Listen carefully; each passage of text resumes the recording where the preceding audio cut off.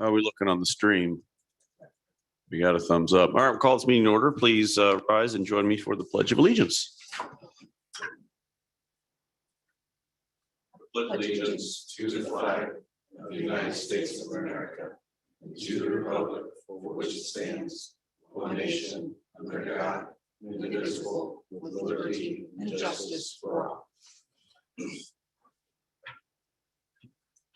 Okay, first we've got, as we do every year, the election of officers for 2022. This is for president and vice president. I would like to make a motion for Vice President Plunkett to be president of this council for 2022. Second. Got a second from Councilor Melton. All in favor? Aye. Any opposed? All right, President Plunkett is elected as a town council president by a vote of 5 in favor, 0 opposed. It's your meeting now. That's quick. That was quick.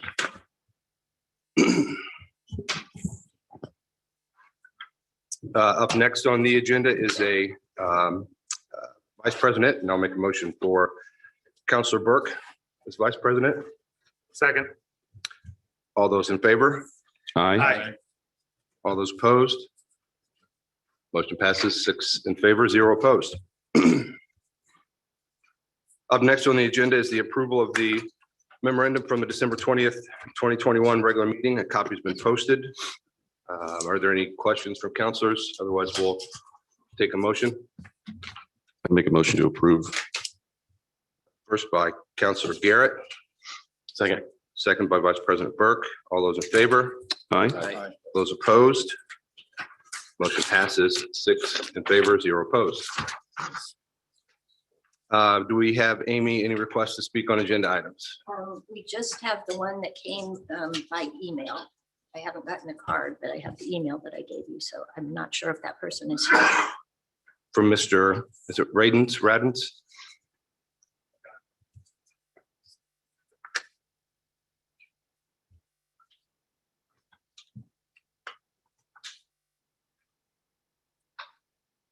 Is the person not here in person? It doesn't seem so. Okay, we're not allowing testimony from online. You need to be in person to provide public comment. It states that clearly on the agenda, so we'd be happy to come to our next meeting. That would be my recommendation. Yeah. Is there anyone else in person that?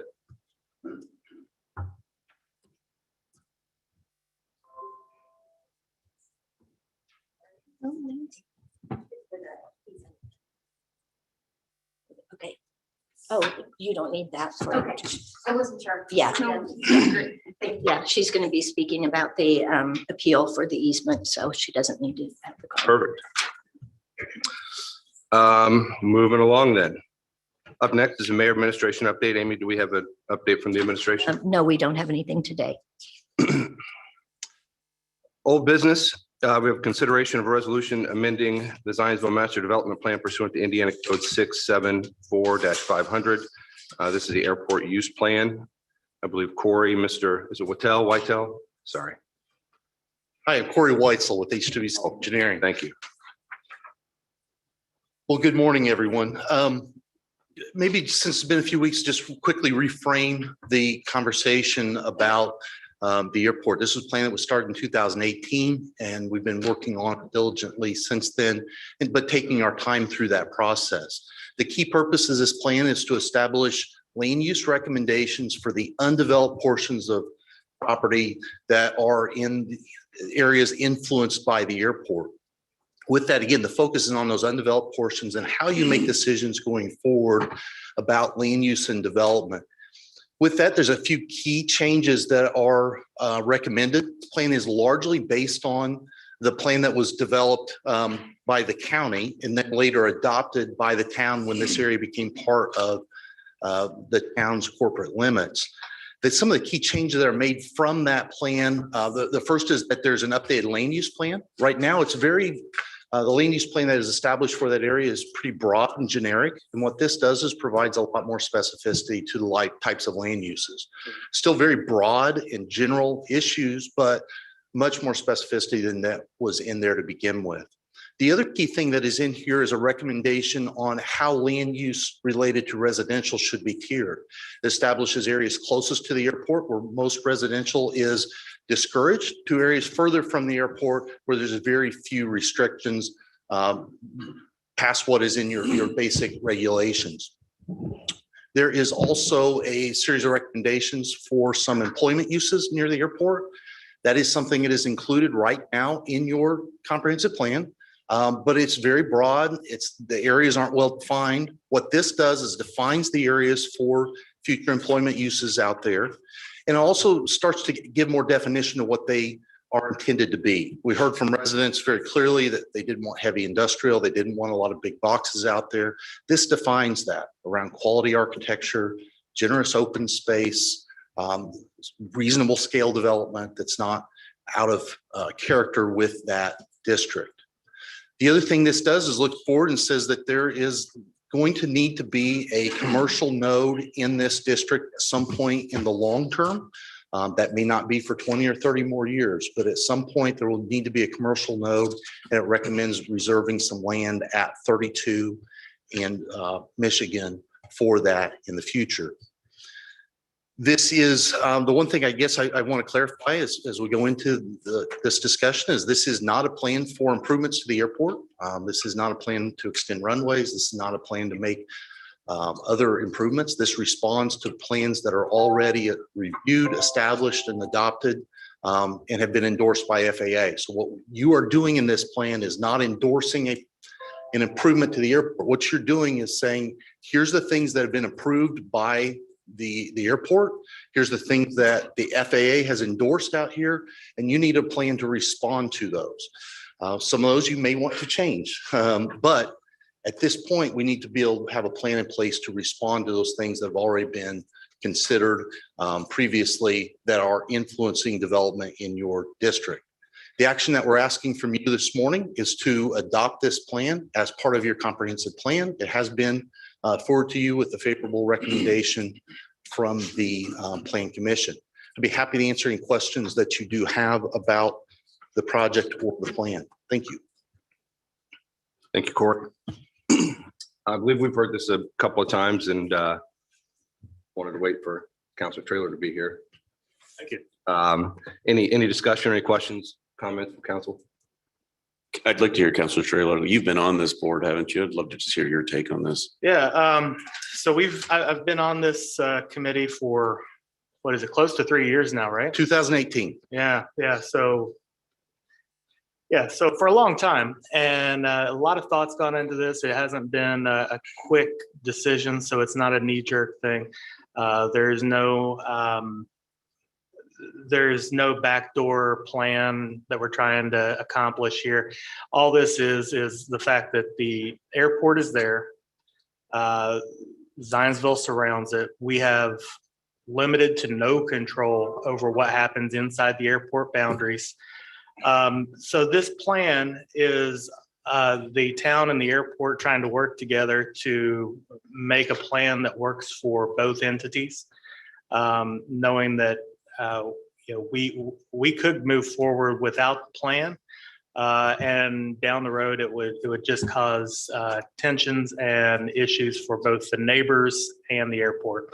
So I've worked with this committee to come up with this plan. I actually, just to be completely transparent, there were some issues I had with it. And I said, that was maybe a month or two ago. And I said, as it's written, I couldn't support it. We went back to the table, came to some resolution, and I fully support it as written today. So keynote, there is a plan in place that most of the residents in the area are not aware of. So they are currently living under a plan that was developed by the county many years ago. So this, in my opinion, this current plan better reflects Zionsville and better reflects this current, the current town. So I fully support it. Can you elaborate on some of the changes that were made? That you just made mention of? Yeah, okay. So sorry, it took me a sec to Yeah, so the big issue I had with the plan that was, the way it was written a couple of months ago, was that it used words like encourage sewers into the area, expedite, things like that. And my take on it was this was always meant to be a 30-year plan. And if this is a 30-year plan, I don't feel like we should be putting into the plan that we're wanting to expedite sewers. Because I've been very clear and consistent on my stance that, once you bring sewers into the rural area of Zionsville, it ceases to be rural very quickly. So that was my biggest hang up. Okay, thank you. And they took all mention of it being expedited out. Anything else from any other counselors? Otherwise, we'd entertain a motion. I'll make a motion to approve. Motion to approve by Counselor Trailer, I'll second. second by Counselor Garrett. All those in favor, signify by saying aye. Aye. All those opposed? Motion passes 7 in favor, 0 opposed. Thank you. Thank you, Corey. Up next, we have a consideration of ordinance establishing the 2022 budget for non-DLGF funds. This is ordinance 2021-16. This is a final reading. Cindy? Morning, Cindy Morning. Poor, Deputy Chief Financial Officer for the town of Zionsville. Yes, this would be the second reading for this. I'm not sure. I don't think we had any questions to what was presented originally. So, Yeah, I don't believe we did. I appreciate having everything broken down and seeing the funds and departments, categories, et cetera, et cetera. Any questions from counselors? Otherwise, Can these funds be transferred to become DLGF fund next year? Like, are these designated by us as non-DLGF, or are these funds that the DLGF just doesn't have and therefore doesn't fit into any bucket? it's the type of funds they are, like wastewater and golf course, for instance, they're fee-based. They're not property tax-based, and property tax-based is what really establishes whether or not it's a DLGF fund or not. Got it. Thanks, Cindy. Mhm.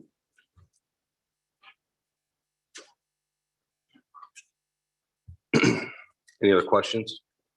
Like, entertain a motion. Motion to adopt. Second. First by Vice President Burke, second by Counselor Choi. All those in favor, say aye. Aye. All those opposed? Motion passes 7 in favor, 0 opposed.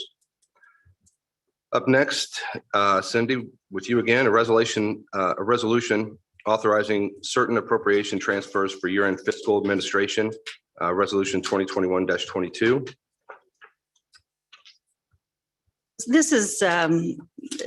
This occurs just about every single year. I know with the previous administration, it happened twice a year, June and at the end of the year. But it's just when you get to the end of the year, sometimes you have to move things a little bit if you've overspent in one line and underspent in another. So this is just a way of cleaning up prior to year end.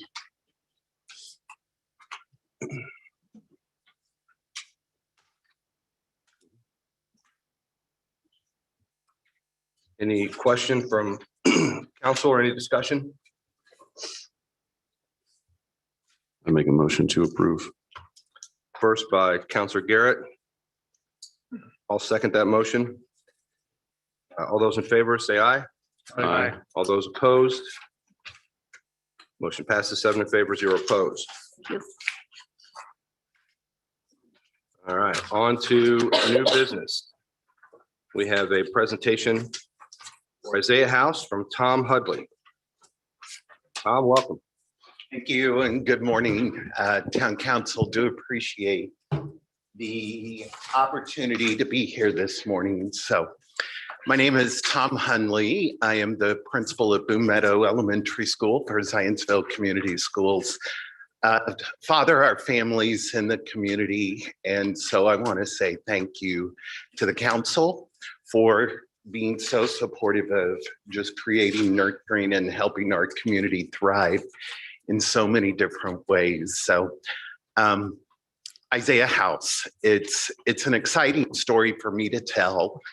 And so forgive me if I get a little long-winded. So Dr. Choi, please give me a cutoff if I need. So I also want to introduce Laura Wiggs. Laura is our newly hired program coordinator for the Isaiah House. And program coordinator basically will oversee all the daily happenings to make sure volunteers are coordinated so that the house will thrive and also nurture the relationship with DCS. So simply put, you might be asking, what is the Isaiah House? The Isaiah House is a home. It's a physical house that serves as a temporary way station, if you will, or a place where children can go while they are still under the care of DCS on the day of their removal. What people do not realize that not only in our community, but communities across the country and also in other parts of the world, that when a child is removed from their home due to their safety and welfare, whether it be abuse or neglect, it is carefully weighed out and considered legally for that child to be removed by Department of Children's Services. And when they are removed, people often think that the children immediately go into a loving foster home. And that's not the case. More often than not, children are taken back to the DCS office with the case managers where they're doing a frantic search to find the safest, best placement for the children. And it could be an infant, it could be a teenager, it could be a sibling group of 3 or 4 children. All the while, the caseworker is doing mounds of paperwork, making phone calls. They have children that might be in a car seat, or a baby seat, or a teenager. And it's not unusual for the case manager to hand them their phone so that they can watch Netflix, or maybe they have to bathe the baby, or help get them food, all while they're trying to find them a home. And sometimes that placement takes hours. It might take overnight. So the Isaiah House is actually a home where we depend on DCS case managers to bring children to the home. The DCS case managers stay on site, but we have trained volunteers that are trained in trauma-informed care that will be there to lavishly love on the children so that the case managers can focus on their need to do's. What do they need to do? Do they need a little bit more time to find that appropriate placement or to find that family that was expecting maybe to only to take an infant, but there's a dire need for a placement of a sibling group of 3 children, and they can't find them availability because the foster families that are next in line to help take children, there might be medical needs, they might be out of town, there might be a variety of different barriers in place. Isaiah House is there to help. So you will see on this slide that it says Boone, Montgomery, and Hendricks County. The Isaiah House that is coming to our community that will be located just down the road from here will actually primarily serve those 3 counties so that DCS would have access to bring children there if they need care and attention until they get into a foster placement. But we will also potentially serve as a relief spot for Marion County. There is an Isaiah home going into Marion County, but due to their removal rates, the goal is to have 4 homes in Marion County due to the volume of need. But what I want to show you is that it's only been 3 years ago since the organization started in East Tennessee, a small rural community, Carter County on the border of Tennessee and North Carolina, started one small home with a family's vision when they were going through a foster parent journey themselves. Out of that, in the last 3 years, you will now see that there are 28 counties across Tennessee and in Indiana that are bringing Isaiah homes to their communities. In recent days, we've discovered that there are literally hundreds of counties now throughout the United States that are craving to open an Isaiah home. So it is one organization in multiple locations. And so to help tell the story, I'd like to show a little video to you, so please bear with me. And it helps tell the story from the perspective of Rhonda, who was the founder of the Isaiah Home.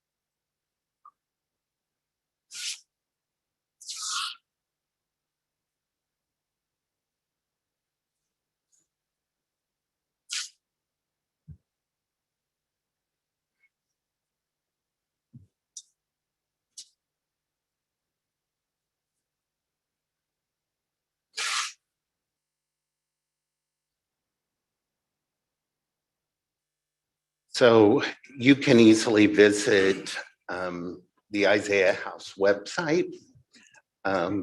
Also, like us on Facebook, take a look there. It gives you information, but what you may want to know is that currently the Isaiah House here in our community is already nurturing a strong relationship with our local Department of Children's Services. They cannot wait for this house to open. So once again, we depend on them utilizing the home. It's the purpose of why we're open. Our primary focus and our target is clear that we are to serve and lavishly love the children. But in order to have access and support to that, it hinges on our relationship with Department of Children's Services. And so we are working on that and continuing to develop that here in Boone and Hendricks and Montgomery County.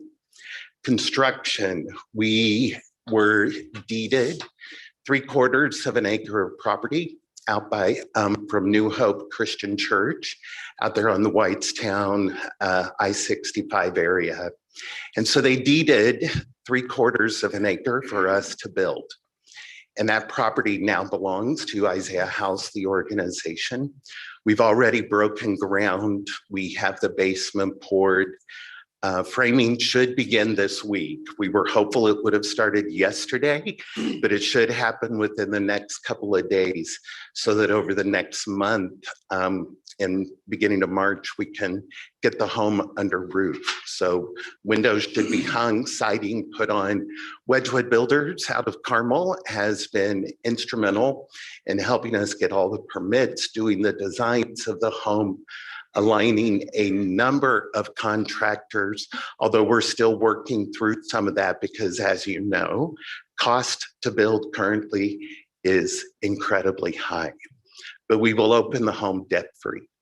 We will also open our home with a year of operating expenses under belt. So that is our commitment as we reach out to the community.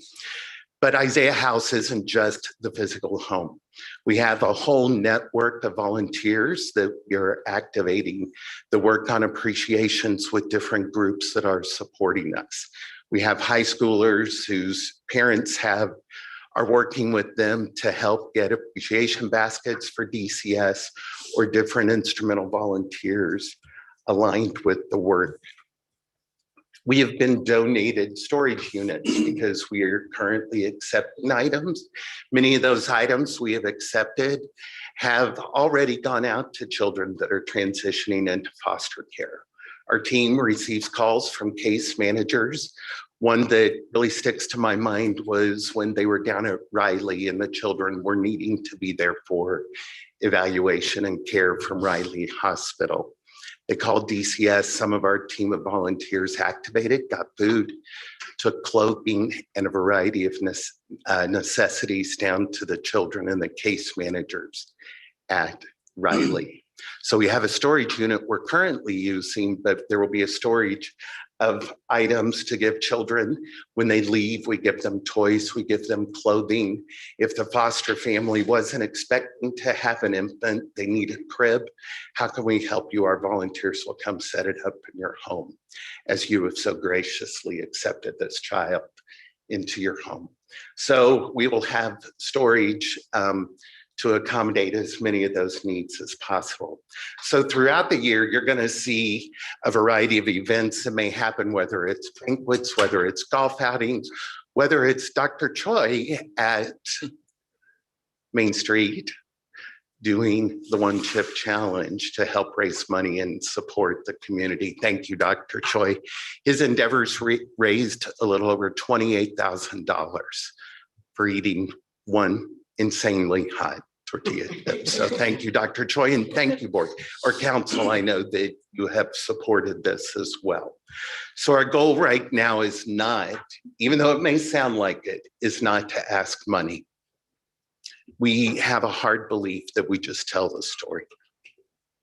And through telling the story, it is amazing how the community gets involved, but they need to hear the story.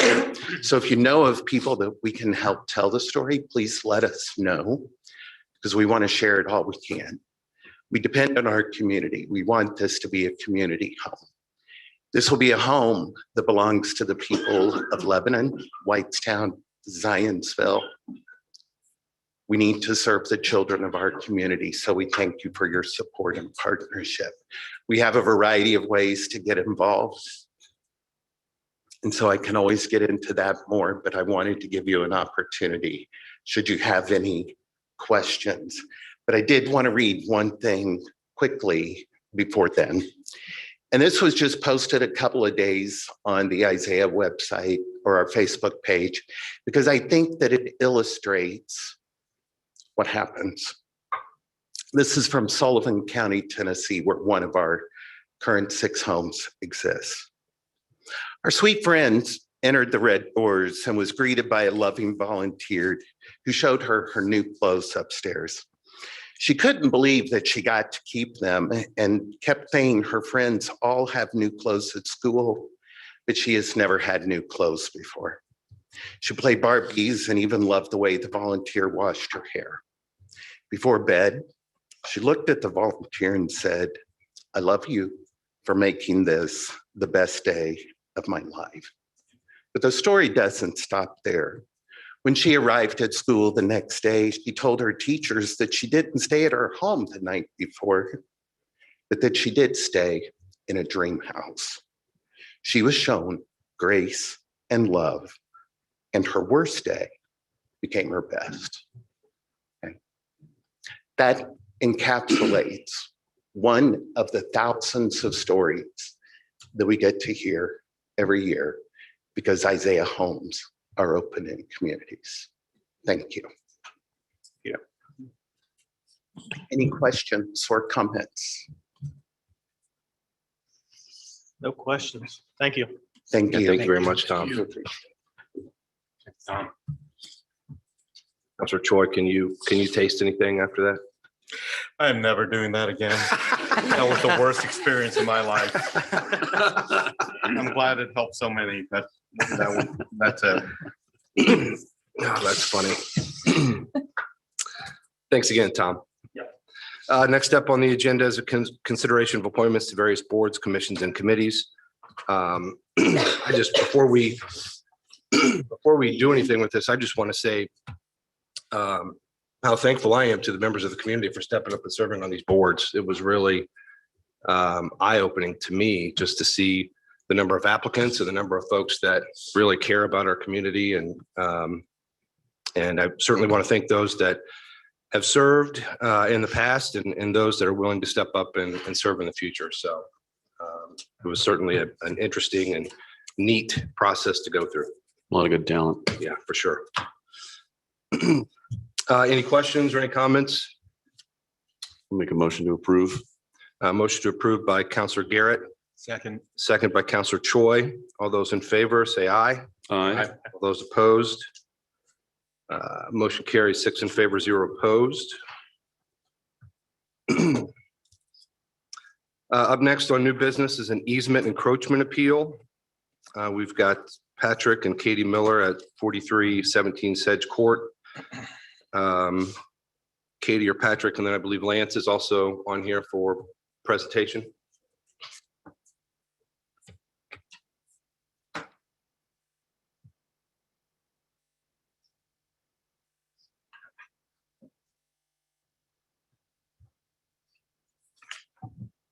Hi, thank you everyone for allowing us to come be part of this meeting today. We really appreciate it.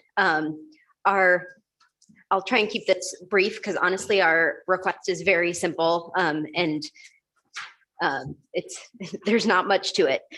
In our backyard, we are hoping to install a pool, and the direction that we want to put it in order to maximize not only keeping some older trees that are in our yard that would structure would have to be removed or would over time be killed if they were in a different place, and maximizing the benefit to our children, being able to have more grass area to do wiffle ball and all of that stuff. It has to encroach on a 25-foot easement that's in the back of our yard by about 3.5 or 4 feet. It's just the cement portion of the concrete that would encroach on that easement, not the actual structure of the pool. We went through the process to ask for the encroachment. For those of you that are unaware of the process like I was, it's a pretty simple form. You pay $200, and then there are 4 different Zionsville organizations that either approve or deny your encroachment request. Of the four, three said that it was not a problem. And the only one that denied the request was the town stormwater. The reason for this is there is a pipe that goes, I don't know if you guys have the picture, but it goes a little bit in back of our home. It actually goes, if you see, if like the pool is going to be here and our fence is like this currently, the pipe kind of goes away from where the pool is. So it's actually more than the 25-foot easement away from that stormwater line. Anyways, I'm not sure how much all of that at the end of the day matters. So we understand that there are, rules for development in our town, and we respect all of those.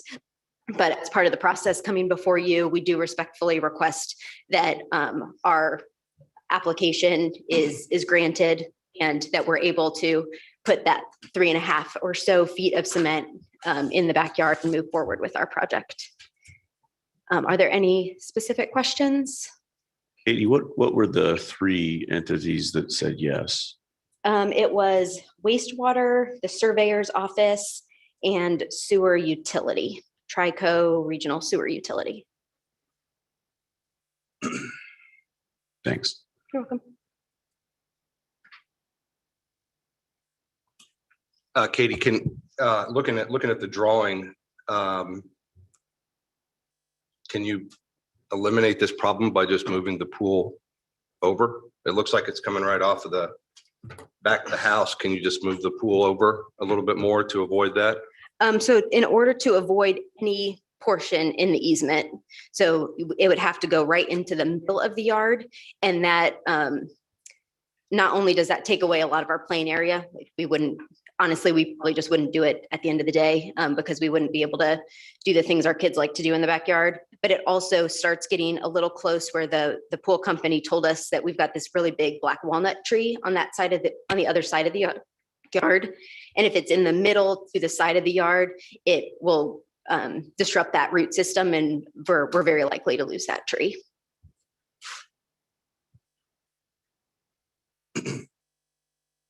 Thank you. You're welcome. So the black walnut is the reason you can't move it to the opposite side of the, That's right. okay. That's right. That would be ideal.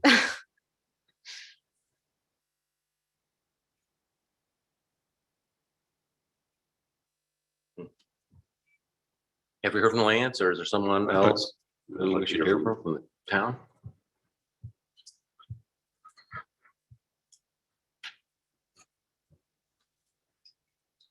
Good morning. You've likely all heard this before, but our ordinance prohibits the placement of trees, landscaping, fences, or any materials in a stormwater drainage easement. Therefore, when our departments or divisions review these, if the easement serves a purpose and contains infrastructure, we do not support any encroachments. The reason that we have the encroachment process is because at certain times on certain plats, you are required to ring the plat or perhaps a pond with a general drainage and utility easement that effectively serves no purpose, but is a requisite of the platting process. In these, we are quite lenient. We review applications for encroachments. However, when there is a dedicated infrastructure within a dedicated easement for the express purpose of stormwater management, we don't support. Of course, the call is ultimately yours, but it is our job to protect not just today's conditions, but future conditions, future people like me, future people like you, because if it can happen, it will. So we like to keep these easements, we like to follow the ordinance, keep these easements clear of encroachments. So happy to answer any specific questions you may have on this to the extent that I'm familiar with it. Nancy, if we were to approve this and we needed, the town of Zionsville or the wastewater department needed to come in and make a repair or utilize that easement for some purpose, would we have to tear out part of the pool to access that? Is that a risk here? It's absolutely a risk. This particular pipe is a 36-inch storm sewer, which is pretty big to find in a rear yard, which is why it's a wider easement than you would typically find. And it's also about 8 or 9 feet deep. And OSHA requirements specify that a trench slope must be 1.5 times the depth of your pipe. So if you have, to keep the math simple, if you have a 10-foot deep pipe, you're going to need 15 feet on either side to keep a safe working environment. So not only do you need then that 30 foot footprint, but you also need a place to put your spoils, the dirt you're digging out of the trench, and also operate equipment. So it is not without thought that these easement widths are established. So it's, is it likely that I will have to do with this, or you, or the current property owner? No. But what we see are these 20 and 30-year-old encroachments that have been aggrandized through the years. And some unassuming property owner in the future is hit with this stark reality that some repairs need to be made and their infrastructure is in jeopardy. So we're really looking out for the future operations of the town. I know it sounds harsh, but I'm going to, hold this line consistently when it comes to easement encroachments. This opinion, I should say. Thank you. So if an easement were granted, pool's built, the first day the pool's open, that 36-inch pipe breaks, we have to go in and dig up part of the pool. Is the homeowner then responsible for the damage that is done as a result of that? Yeah, if you'll read the language, and I know it's exciting stuff to read, but this is not a permission being given. This is an acknowledgement. This doesn't change the rules. It doesn't change the fact that any property has placed something within an easement outside of the restrictions of the ordinance. So it doesn't say you can have it. It says, hey, we know the rule, does the town. Now you know the rules and your infrastructure is in jeopardy. But like I said, these usually manifest a couple property owners down the road when infrastructure is aged, trees have grown big and large.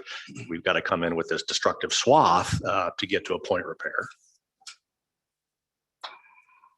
And how common is it that we've, in your experience, have these been granted over the years? It's the first one that's come before me anyway. Very rarely, like I said, our policy is, because we don't get into a subjective review of these. Once we determine that drainage easement exists for a purpose and contains infrastructure, it's a no. We don't look at, 3 feet's okay here, 4 feet's not okay there. We all know that homeowners are very good detectives and will find out what other people were allowed to do. And I really don't want any subjectivity in. So if it has an express purpose, we just don't support it. Thank you, appreciate it. Didn't we come across this not too long ago and we decided to not grant the easement because we wanted to make sure that we stay consistent with our policies? This was a couple years ago. Yes, you did recently have one. Yeah. The one with the alleyway, that one? No, we had a constituent couple bring an easement appeal request regarding a fence that was located in the backyard. I don't think you were with us at that meeting. I was just thinking back. And again, I know that Mr. Lance, stated the position of the town, and ultimately that appeal request was denied. So we have had one come recently before the council at the middle of last year. Okay. Thanks, Lance. Any other questions or comments from council?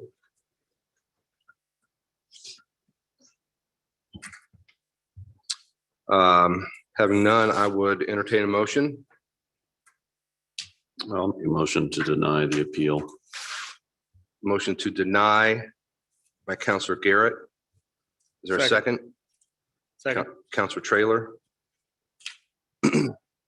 All those in favor of the denial of the easement encroach appeal signify by saying aye. Aye. All those opposed? The easement encroachment appeal is denied 7-0. Thank you very much. Thank you for your consideration. Do you mind if I make one other request, not related to this, or kind of related to this? I guess our request is if this is the town policy and that these are always going to be denied, maybe a reconsideration of the application policy. If we totally understand everyone's position and it's no hard feelings whatsoever, but I would have preferred to have known that there was really no chance and not paid that application fee. So if maybe at a future point you guys could look at the at that policy, I think that would help a lot of homeowners as well. I was just going to add into that. So our last constituent had a very similar comment about the process and was very frustrated. So the last constituent that came forward had gone to the utility as well, which takes some considerable time to be able to get an answer from them and to submit all the information put together, that packet. So I do know that there was also frustration, not only about the fee, but the fact that they had to take, a couple of months of paperwork and following up with people to get answers, only to have that decision made. So I'm not sure the right answer might be something we want to work with Mr. Lance on, but that is something we've heard in the past from another constituent. I don't know that you should say I think it's a valid point. I don't know you should say it's the policy, because you'll have turnover in counselors. They may change, but what may be helpful is if we could include the last 5 decisions and let people make their own conclusion as to, like, the last 5 appeals have all been denied. Yeah. Yeah. Or like when my husband, I think, was talking to Lance, he said, if there's ever a pipe, they'll always deny. If we would have known that just with like a simple phone call at the beginning, we probably wouldn't have gone through the process or wasted your all's time either. So just something to consider. No, it's a good point. And I hate to say the word always deny, because like I said, you may get 7 new counselors on here and they may say, great, easements be damned. We're going to appeal whatever we're going to prove whatever we can. But I think it's a valid point to at least give that context of everyone that's come before the current council has been denied, just as an FYI. I think that's a valid point. Wonderful. Thank you. Thank you. Up next on the agenda is the consideration of ordinance establishing the people of Zionsville for the aesthetics of Zionsville. This is ordinance 2022-01. This is a first reading. And Heather, I believe you're presenting this. Yes. So thank you, President Plunkett. We currently do not have an ordinance on the book codifying our pizzazz committee for the town. It actually was a committee that was formed several years back in 1995. We've always had 5 members that have been appointed by the town council. And you may recall that we had a presentation by Greta Sanderson, I believe, a couple of months back, indicating their desire as a committee to expand to the number of 7. We've always had 5 voting members and 1 non-voting member who is a student. This ordinance simply takes that number to 7 at the request of the pizzazz committee. Again, it would be all members appointed by the town council, which has been historically the way that's been done. We are making a concerted effort where we find those instances where committees and/or language has not been codified into ordinance, that we actually formalize that so that we have more transparency for the constituents of the town and understand the workings of the committees and their scope. So that is really what this is working to accomplish. It is a first reading. And so we'll ask for your consideration of that expansion to the number of 7. Thanks, Heather. Thanks for all your work on this too. Any discussion from council? Makes sense. I appreciate what the pizzazz group does and something they requested. So I'm supportive. Sure. And move to introduce. So we're doing introducing it. Yeah, so we've got a motion to introduce on first reading by Councilor Burke, or Vice President Burke. Second. Second by, who was that? Joe? Counselor Cole. Councilor Culp. All those in favor, say aye. Aye. All those opposed, same sign. The motion to introduce on first reading carries 7 in favor, 0 opposed. Up next is a consideration of a resolution amending the Zionsville Master Development Plan Park Impact Fees. This is resolution 2022-01. I believe we had Jared to present on this. I don't see him here. It looks like he is.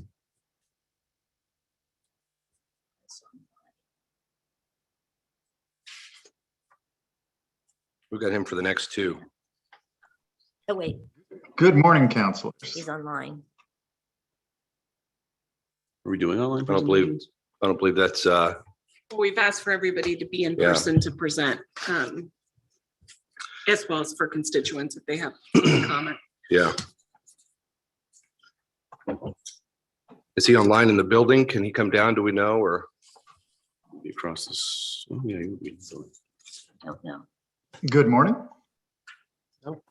Hi, Jared. Are you in the building? I am not in the building today, but I do have Matt Eckerly in the audience of Baker Tilly to assist with any technical questions. So yep. I think so. We'd like to have you here, Jared, to present on agenda items as part of council procedures. Yeah, in consideration of exposure over the weekend, I was electing to work remote this morning, just for everyone's safety in the department and town. Make a motion to continue. Yeah, absolutely. So we got a motion to continue this by Counselor Trailer, a second by Counselor Garrett. All in favor of continuing this to the next meeting, signify by saying aye. Aye. All those opposed? So we have motion carries to continue that item to the next meeting. Hope you're all right, Jared. Thank you very much. Looks like we've got, again, Jared on the next one, consideration of ordinance establishing equitable impact fee for the purpose of planning and financing park and recreational infrastructure to serve new developments for the town of Zionsville. Ordinance 2022-02. Again, Jared to present for this one. Make a Make a motion. motion to continue. Motion to continue by Counselor Trailer, second by Counselor Garrett. All those in favor signify by saying aye. Aye. Aye. All those opposed, same sign. So that motion carries to continue ordinance 2022-02 to the next council meeting. Up next on the agenda is approval for the of the amended 2022 scheduled meetings. Amy, you want to walk through that? Yeah, the only difference is the second February meeting was incorrectly listed as February 14th. It should be February 22nd. So that has been changed, and that's the only change to the schedule. That is the week of the President's Day holiday that schools now give off, just so we're aware. I'll be gone. I just want to make sure we'll have a quorum here. Oh, yeah. I'll be gone. I think everyone will be gone. So do we just want to remove it, or do we just want to cancel the meeting when we come to it? Don't know. Probably. I only introduce problems. If you know, it would be my recommendation, if you know we're not going to have quorum, to go ahead and just cancel that meeting now, Yeah. or remove it from the schedule altogether. That way we make sure the members of the public that are planning to be here don't try to skip a break or something. Do we need to approve this amended schedule then if this meeting is going to be canceled? So we still have an incorrect date. So what I would recommend is, Amy, I guess we would bring back a new schedule at the next meeting, a new amended schedule. We would just take no action on this and we'll bring back a clean document. Could we just approve this and then just cancel that meeting so we don't have to do this again? I think it would be less confusing for the public if we just brought the amended schedule back. Okay. I'm fine with that. Just so take no action on G. Do we need a motion or anything to take no action? Or we just, No, I don't think we need a motion. okay, So that would be action. that's right. That's very true. Up next, item H, annual certifications of compliance with conflict of interest and nepotism policy. Amy, I know this is something we go through every year. You want to walk through that? Yeah, it's just to comply with state regulations as well as the town of Zionsville ordinance regarding conflict of interest and nepotism. And that was in your packets. It's ordinance 2012-10. All council members must complete the compliance with the town's nepotism policy involving direct line supervision and the compliance with the contracting with the town by a relative policy. I've passed those out to all of you. They need to be completed and submitted back to me prior to the end of the year. The sooner the better. The uniform conflict of interest disclosure statement, that only needs to be completed if there is a conflict of interest involving financial interests connected with any contracts or purchases of the town of Zionsville. And those forms would need to be submitted immediately whenever you would find you have a conflict. But that's pretty much it. Perfect. Counselor, is there any questions on that? Just to clarify, so you provided us a conflict of interest disclosure statement. We don't need to fill that out unless one may exist. Correct. The other two you need though, correct? Yeah. No. We're good? I was just asking if we wanted to have everybody just put no conflict, then Amy would know that everybody's acknowledged the form. But Amy said that's not necessary, so. Okay. Next on the agenda is other matters. I know there may be some other counselors that have some things here. I just real quick before we move on to that, I just want to take a minute to thank Josh for all of his hard work on the council. I certainly appreciate his leadership and desire to serve all of Zionsville, not just his district. Josh has been president for most of my time on the council, and I just want to say thank you for all you've done for me, the council, and the community. I appreciate that. I actually have another matter too. Oh, So the CFO is gone, our CFO, our town CFO is gone. And I appreciate Cindy and the work the team is doing right now. And I was happy to hear that Crow got re-engaged. They were engaged, got disengaged, have been re-engaged. I'm hoping we can use Crow as an opportunity to kind of delve into town finances. I'm still not very comfortable with where we are financially. It's no indictment on the current finance team, but I think they've been left a mess. And I'm just getting worried about being out of compliance with State Board of Accounts. I'm worried about how some of our spending has done. It gives me a great sense of unease. And so I'm hoping with the reintroduction of Crow that can come in and do perhaps an audit of some of the damage that has been done. How do we fix it? How do we improve processes? That is something I think that if there is funding needed to do that, I am happy to support. But I'm still uneasy every time I see claims come up. I'm still uneasy every time I see budgets don't come up because I just don't know where we're at right now. So I think that's number one. Number two is I am starting to get anxious to solve this first responder COVID. I know it's not a bonus, but like the CARES Act money and how do we get money for our first responders? I know the administration is working on it, but they've been working on it for a long time and I'm starting to get a little impatient. So I'm hoping that we hear something, maybe at the mayor update or a calendared thing to understand what's the philosophy, what's the cost, how do we support it?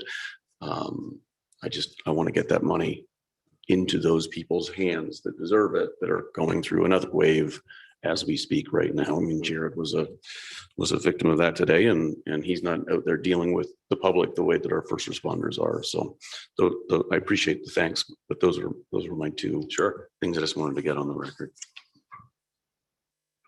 Heather, if with that statement and just understanding the stipend and everything we've talked about, I know you've done a significant amount of work and Amy's had some work done as well on this particular project.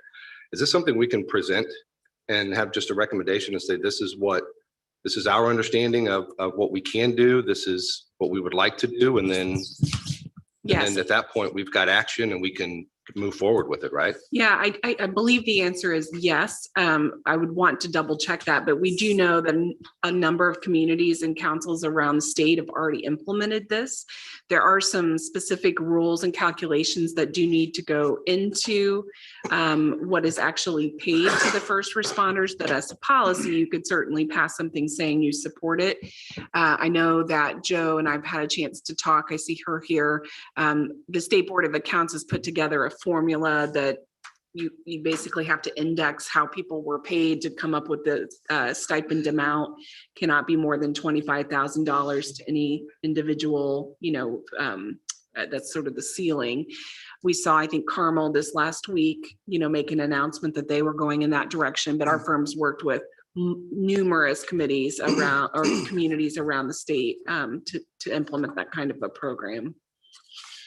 So I think, and Council President, I think we should ask that this be calendared for the next meeting, because if the second February meeting is going to be canceled because of a lack of quorum, that means in theory, if we don't hear it at the next meeting, it won't be till March till we even start discussing it. Yeah. I personally don't want to wait that long. Can we have that ready on our end, Heather, by the next meeting? And would welcome the administration to join in that conversation, certainly. Absolutely. Are there any other matters by council? I have one question, and I'm not sure if anybody knows the answer to it, but if there's anybody from the administration that does, I'd welcome a response. Where we stand on the sewer capacity study, is that done? Looks like Lance is coming up.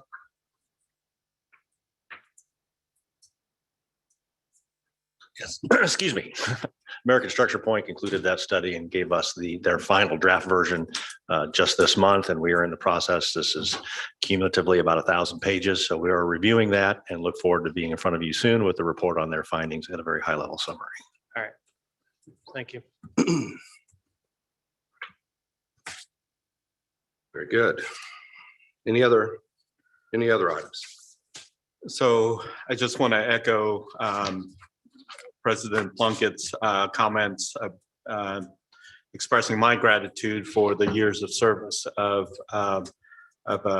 immediate past President Garrett. And I've this last couple of years, my first term as a town councilor, I've learned quite a bit from Councilor Garrett, and have appreciated his wisdom, his guidance, and his availability for my numerous calls to him, asking him, what are we talking about? Why is this on the agenda?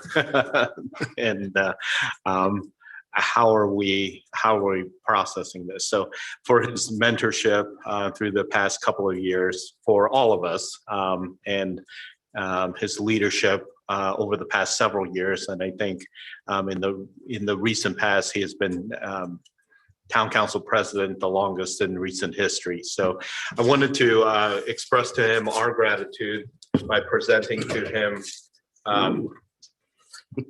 just It's a major award. just a little plaque. And it says, Zionsville presented in appreciation to Josh Garrett, president. Thank you. So, thank you.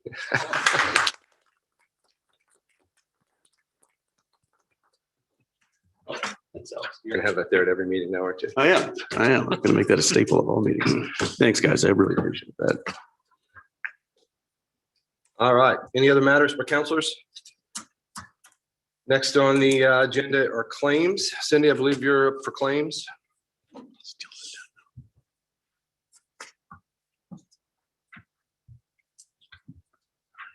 Anybody have any questions on the claims before I get into my little? Well, I think maybe if there's anything you want to go through just Okay. before kind of lay the foundation and groundwork for claims, that would probably be helpful. Okay, so there are two sets of claims in front of you, one for finishing out 2021 and the other one for the start of 22. I do want to point out, and I did talk to President Plunkett about this earlier, but everything that you see is what's being presented, okay? What has happened is there are a few 21 claims on the 22 list, and I am going to move those over. So for auditing purposes, we have the total for 2021 and we have the total for 2022. That does not change anything as to what you're seeing. The overall total between the two is the same. It's just they pulled on the wrong list. And so my preference would be that we don't hold the claims. That'll be, since it'll be a month since the last time we've made payments, we'd be going into 6 weeks. I did tell President Plunkett that we will have the corrected list and totals for each year, either by end of day today or middle day tomorrow. And then I will get that information to Amy.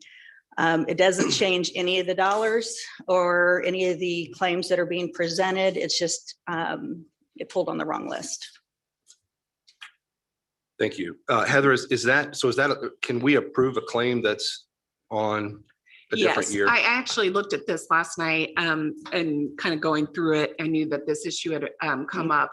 I do think it's okay. What I would recommend to not hold up the claims, go ahead and approve them if you feel comfortable, and then sign the documents that you will be provided after. Yeah. Then I think what we'd like to do, Cindy, is just bring back a revised document and just, we don't have to take any action on it at the last meeting, but just for bookkeeping purposes, we'll have the council sign the claims form with the corrected claims. Does that make Okay, sense? yes. So we'll have all the 21s and all the 22s, and I think that will, they'll be the same amounts, they'll be the same claims, there won't be any new ones mingled in, it'll just be a Right. cleanup, and then we can have that for our records as well.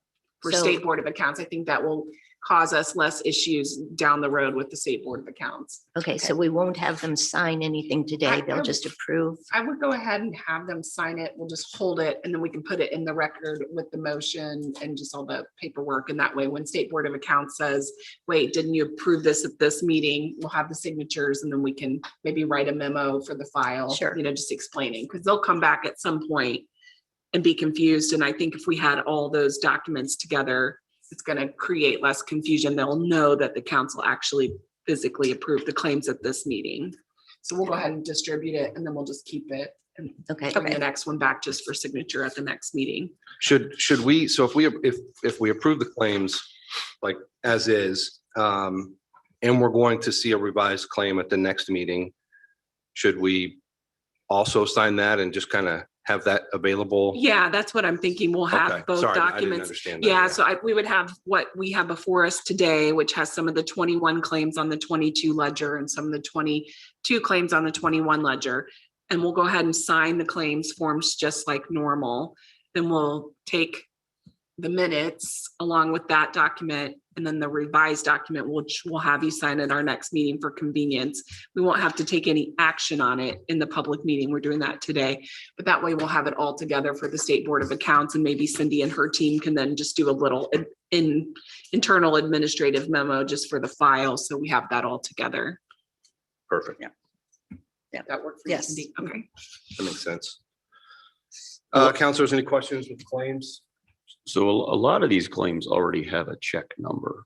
Does that mean that the checks have been printed, but they just haven't been sent pending? Yes, there claim? were a lot of the 2021 ones that are sitting in our safe in the back. They were printed, but they have not been mailed out. So, and this is just in theory, if there was a claim that was denied, like Chase Bank is a ton of the claims just because it's using the P card, right? If one of those claims was denied, like there's a Facebook boost charge for $1.39, right? Let's just say we said, well, we don't think we should pay that.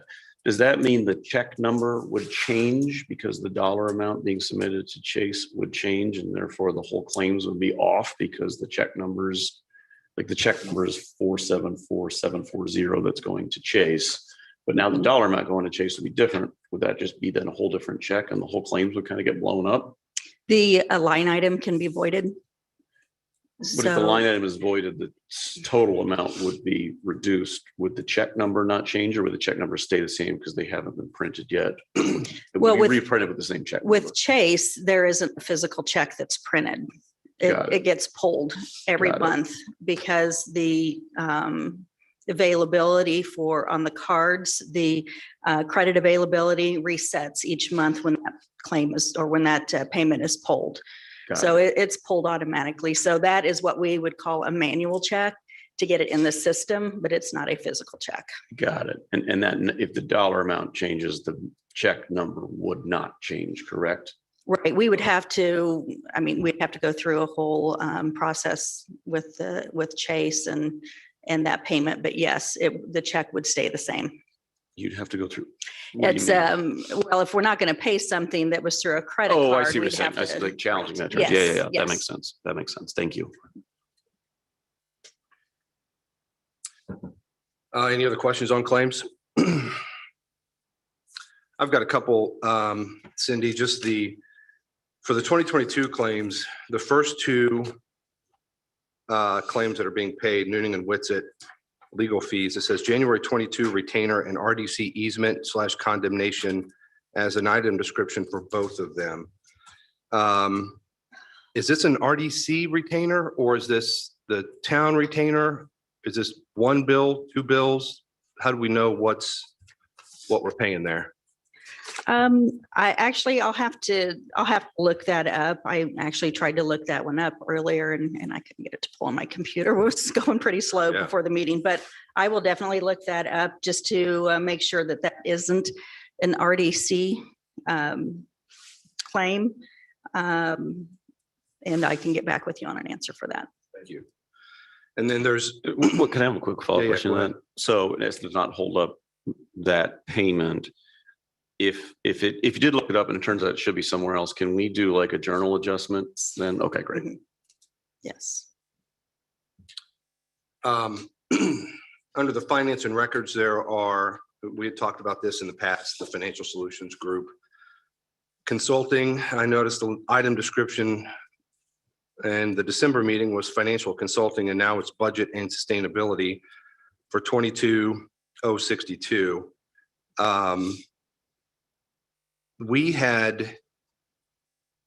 We've got an invoice on that for January 11th. Mhm. Yet we've had filed an invoice for December 7th. Obviously, that was pulled off of the December claims. Was that re-invoiced? Is that what happened on that? Yes. The check for that initially inadvertently went out. And so a stop payment was placed on that and the vendor was contacted and they mailed the check back. And so this is a new invoice that's been presented. That was sent out. And we looked at the claims. It was pulled off the claims in December, sent out to the vendor. We stopped payment because we pulled it off claim. Correct. They refiled in January. And now we're paying, or now it's on the claims for January. Correct. I mean, I appreciate, I appreciate that it was stopped. My frustration lies in the reality that this has been the concern of the council for the better part of 2 years, that we're unfamiliar with the claims process and things that are happening without approval. Things are paid even, we're kind of binded to pay them, and things have been paid.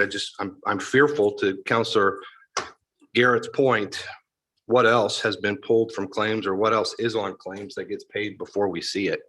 Obviously, I want to, I don't know how we go about that, but that's finding that information out, but that certainly is troubling to me. And I appreciate, your team working on it, and I'm sensitive to the fact that it sounds like maybe that wasn't one of the issues or wasn't your issue from the beginning, but I still have a hard time with this claim, understanding that we've made multiple comments to the administration and everyone else about needing 7 firefighters and additional police department or police officers for the town. And our understanding is that that's going to be addressed in the sustainability plan and all these other plans that we're working on. And this clearly now at least is designed to pay for that sustainability plan. So from my perspective, if there are no other questions from council, I would make a motion until we get our sustainability plan. I would make a motion to approve claims with the exception of claim 101-43101-130 for Financial Solutions Group Incorporated. Second. Second by Councilor Garrett. All those in favor signify by saying aye. Aye. All those opposed, same sign. Motion carries 7 in favor, 0 opposed. Thank you.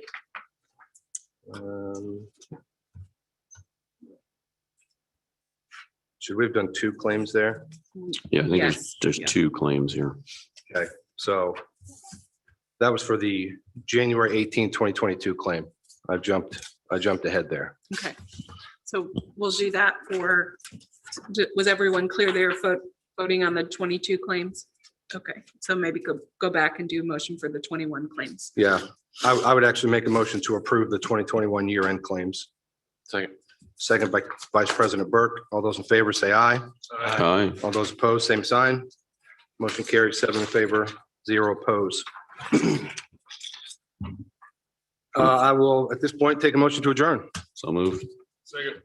Motion by Councilor Garrett and approved by, or second by Councilor Colt, all those in favor, say aye. Aye. All those opposed, same sign. Motion passes 7 in favor, 0 opposed. The next regular town council meeting is scheduled for Monday, February 7, 2022, 7 PM in the Zionsville Town Hall Council Chambers. Final notice will be posted in compliance with Indiana open door law. Yeah.